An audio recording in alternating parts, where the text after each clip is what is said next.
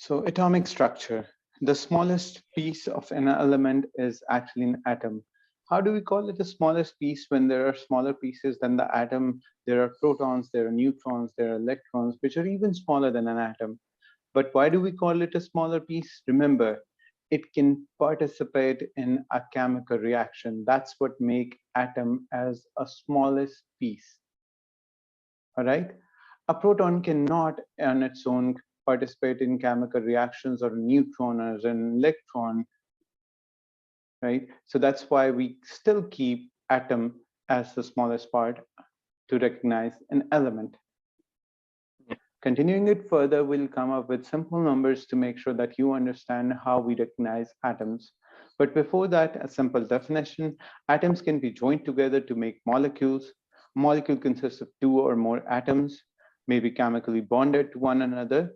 The bonding can be different. We'll explain bonding once we get to the bonding chapter. Here, we are just going to come up with different examples, such as a hydrogen molecule or a molecule of water, to give you an idea that an atom can bond with the atom of a similar kind, or an atom can bond with an atom of different kind in order to come up with molecules. And molecules may have different number of atoms, different kinds of atoms, and different number of atoms. So moving on to the structure of atom, when we talk about the structure, there are three subatomic particles that we study. Let me tell you, there are more than 100 different subatomic particles in an atom discovered so far, more than 100, but these are the fundamental ones. When I use the word fundamental, it means every atom is made up of these particles. Every atom consists of these three subatomic particles, which are protons, neutrons, and electrons. When we define them, we tell the students that protons and neutrons are present as the center of an atom. However, the electrons are found at large distances. They're outside the nucleus, and they're usually revolving around the nucleus. So the center part is known as nucleus, and it consists of protons and neutrons. So that's why protons and neutrons together are also known as nucleons. And the word nucleons mean anything that is residing inside a nucleus.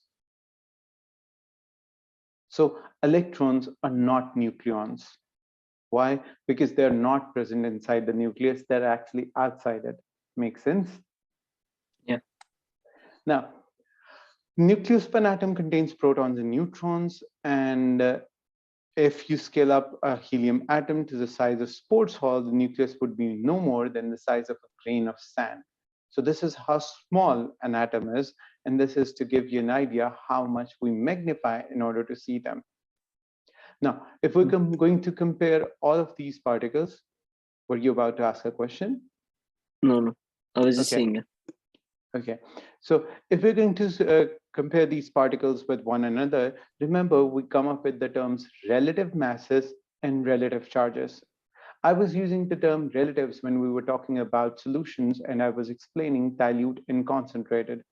I told you when we use the term relative, we are actually comparing one solution with another. We do the same thing over here in relative mass and relative charge. What we do is that either one of these particles is taken as a standard and the rest are compared with them. We usually take proton as a standard. So the mass of proton is considered as 1 then, as the mass of neutron is almost equal to mass of proton, hence its relative mass is also considered as 1. Its mass is not exactly 1. The mass is very, very small, but as they are almost equal to one another, we consider these two with the easier numbers, so that the students and actually humans as a whole, the mankind, can work with easy numbers. So I hope you understand what the word relative means over here. However, an electron is pretty small as compared to a proton and lighter at the same time.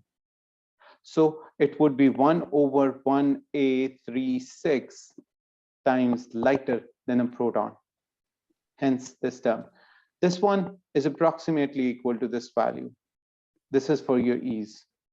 When we talk about charge, the charge on proton and electron is exactly similar in magnitude, but as they are directed differently, so we will put a positive sign next to the charge of proton and a negative sign next to the charge of electron, but the number is same, 1, because they have the equal amount of charge, but they are in, you can say, a different direction, or they are actually opposite to one another. Hence, we show them with different signs.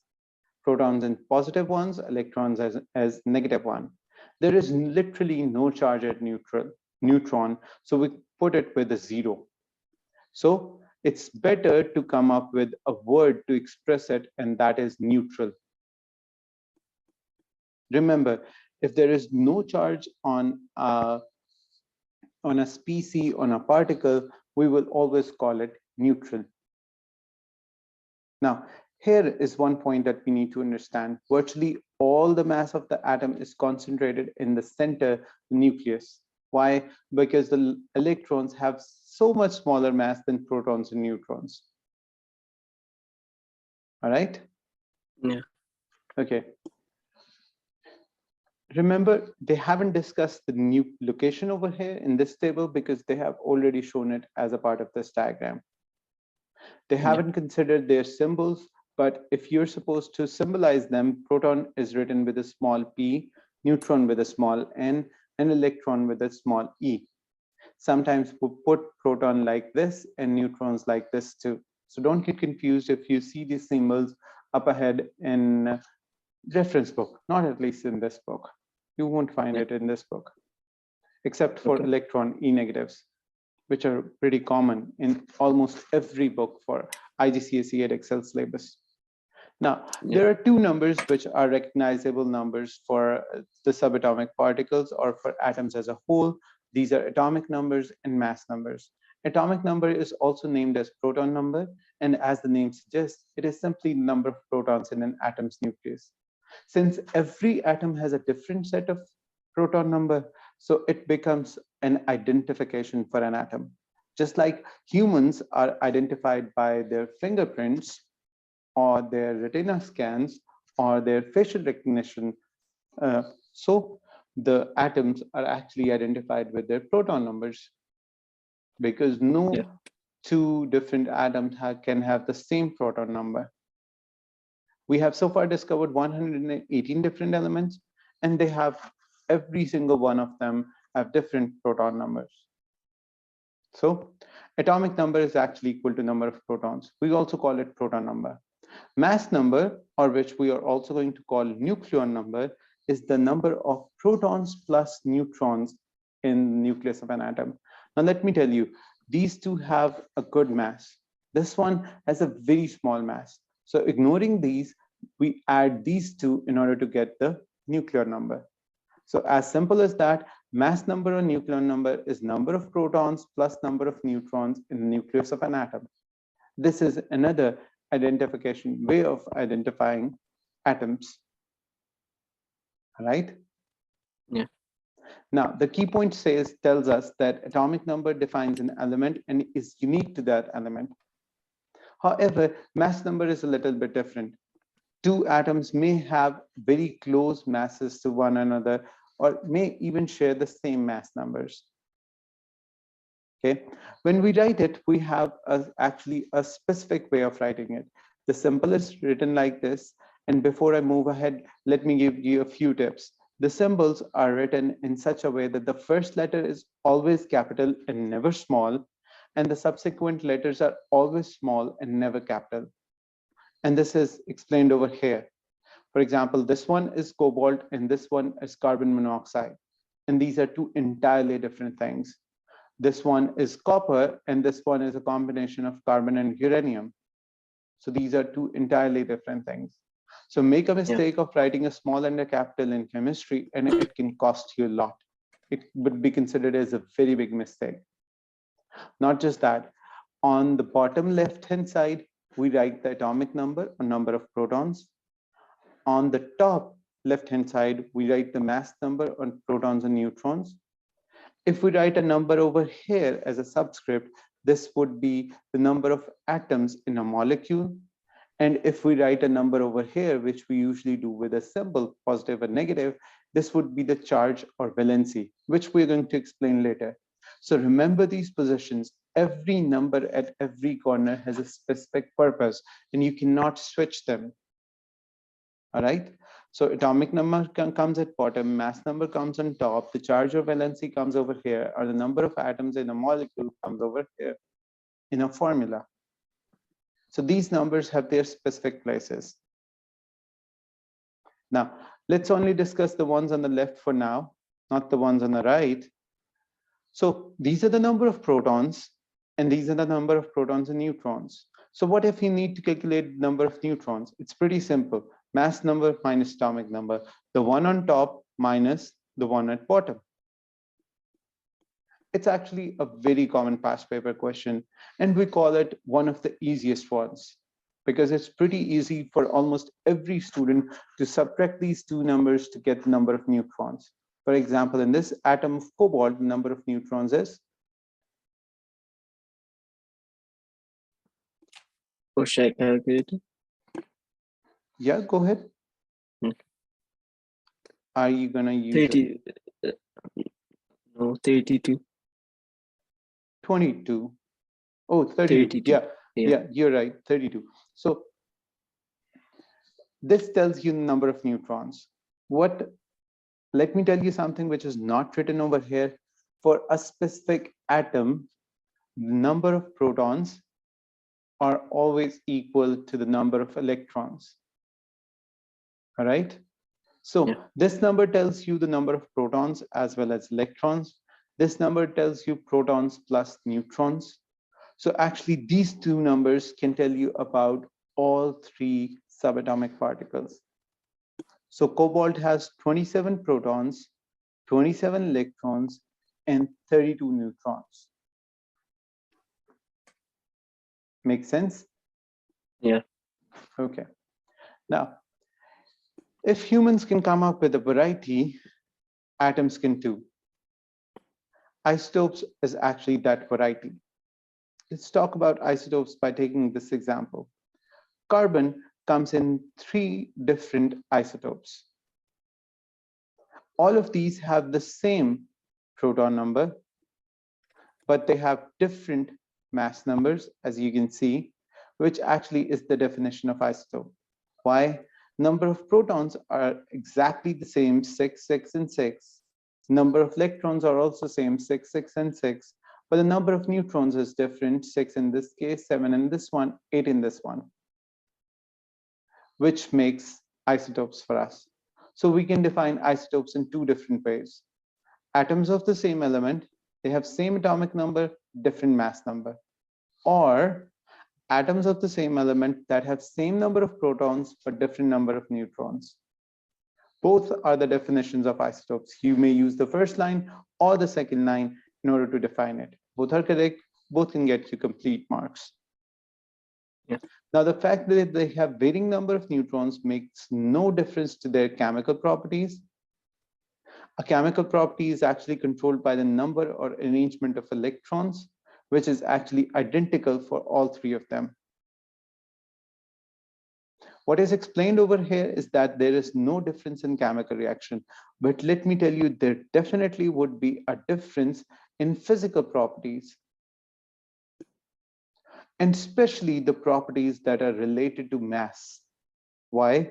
Because the mass of these 3 is different. This one is 12 in mass, this one is 13, this one is 14. So this is the heaviest one in this case, and this is the lightest one, lightest isotope in this case. So the properties related to mass, such as density, are different. Remember, density is related to mass. So this one is dense and this one is less dense. Why? In the same area, in the same nucleus, this one has more particles and this one has less. So this one is more dense, this one is less dense. And let me tell you one more fact over here. If there were gases, although carbon is not a gas, if there were gases, this one would diffuse faster and this one would diffuse slower. And that has been a rare past paper questions. But I think you can easily compare. This one is lighter, so this should diffuse faster. This one's heavier, this should diffuse slower. Make sense? Yeah. Yeah. This is not written over here, but remember, any two topics that you study, no matter how far they're apart in the book in terms of chapters, maybe one of them is chapter number 2 and the other one is taken from chapter number 12 or chapter number 20, they can always be correlated and asked as a question. So you should be able to connect every chapter to the other, like I just did. In previous chapter, I told you if something's heavy, it diffuses slow. If something's light, it diffuses faster. At this point, we're comparing the same thing for different isotopes. Yeah. Okay, if you get the point, I think you can always be able to correlate different chapters, but wherever it gets a little difficult, I'll do it for you. Although Okay. this is a rare question in past paper, but I think this gets you ready for this kind of question. Yeah. All right. Now, there is, however, one confusing fact. These are the numbers which we have quoted in periodic table 2. Now, if we take a look at carbon, you would only see this kind of structure in the periodic table. So you would see that in periodic table, only one of these would be present because on periodic table, there is only one carbon. You won't see all three isotopes over there. Yeah. So this number is same in all three of them. So this number won't be a problem. Which of these numbers would be written in the periodic table? Because they're all different. Which number should be written in the periodic table according to you? Which brings us to our next topic, relative atomic mass. This definitely would become a fight between the scientists. So they needed to come up with a good calculative way in order to put a specific number, because only one of these numbers can be put in the periodic table. Actually, the scientists came up with a way that either one of these numbers or maybe even a new number like this one can be put in the periodic table. Now, if you subtract these two, the answer for number of neutrons would be 18.5, but there is nothing as a half neutron. All right. Yeah. Which brings us to our next topic, relative atomic masses. Again, the term relative, which means we are about to compare atomic masses of different elements to one another.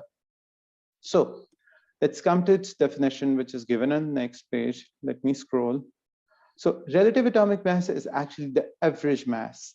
Before I move ahead, do you know what the word average in mathematics means? Yeah. So what do we usually do in average? How do we calculate it in maths? So if there's a range of numbers, so if there's 3 numbers, then we add those 3 numbers together and then we divide it by 3. Right. So average is mostly addition of a specific set of numbers, and we count the set of numbers and we're supposed to divide it by that exact count. So if there are 3 numbers, we add all 3 numbers and then we divide it by 3. Very good. This type of average is going to be weighted average or weighted mean, because average and mean is almost the same thing in maths and stats. So what we're going to do is that we're going to take average mass of an atom, taking in account all the isotopes and actually the amount of each isotopes that naturally occurs. The amount of each isotope that naturally occurs is also given by the word abundance in most reference books, also in this book up ahead. Now, let's take an example. When we take a look at boron, which is given with the symbol B, there are 2 isotopes, boron 10 and boron 11. Naturally, boron 10 exists as 20% and boron 11 exists as 80%. We're supposed to calculate the relative atomic mass. So what we are supposed to do is that this would be the piece of information given in the question as past papers. Now this is 20% first number, 10 second number, 80% third number, 11 fourth number. We are supposed to work with individual isotopes. So the one that is 10 has the mass of 20, the one that is 11 has the percentage of 20, and the one that is 11 has the percentage of 80. You're supposed to multiply both of these, then add them, divide them by 100, because we're going to consider that we have taken 100 atoms for our average. That would make our average easier. So what is this formula? Let me tell you, this formula is pretty simple. This is percentage of isotope 1. My tab isn't working fine, definitely. I'll try to get it fixed before tomorrow's lecture. It's embarrassing, the kind of writing, it's sloppy. Anyway, so the percentage of isotope 1 is multiplied with the mass of isotope 1. Then what you are supposed to do is to add it to isotope 2. So the same set of values, the percentage of isotope 2 is multiplied with the mass of isotope 2, and then you add it to number 3, so on and so forth, no matter how many isotopes are there, because some elements only have one isotope, some have 2, some have 3, some have 5, 8, 10, 16, 20, 30. Elements exist in different isotope numbers. No matter how many isotopes are there, keep doing the same step. Percentage of the isotope 1, mass of isotope, plus the second one percentage multiplied by mass, plus the third one percentage mass, and divide all of them by 100. There you go. You'll get your answer of relative atomic mass. And this is the mass that we put in the periodic table. This is actually a weighted average. The one that has a higher percentage would have its higher portion in the average, and the one that has a lower percentage would have a lower part in the average. Yeah. By that I mean 10.8 is actually more closer to 11 than it is to 10. You understand why? Because 10 only had 20% and 11 had 80%. So the one that occurs more has a bigger participation in the relative atomic mass than the one that occurs less. Yeah. So that's why we call it a weighted average. All right. Just like that in real life, we actually go with weighted average a lot. Let's say you're two partners, you invest in a business, you invest 80% of the money, your partner invests 20. When you're going to get a profit of, let's say, 1,000 riyals, you're going to ask him that you'd like to keep the 80% of the profit and you're going to give him 20. Why? Because your contribution was 80%. That's how weighted average works. The contribution of B11 was 80% and the contribution of B10 was only 20%.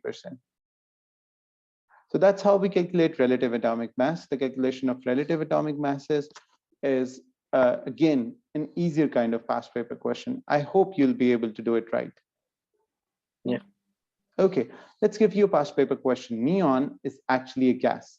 Neon exists in 3 different isotopes, neon 20, neon 21, neon 22. It's better if you have a piece of paper, a pencil, and a calculator with you. Now, this one exists as 90.9% naturally in terms of its abundance. This one only exists 0.3%, and this one exists 8.8%.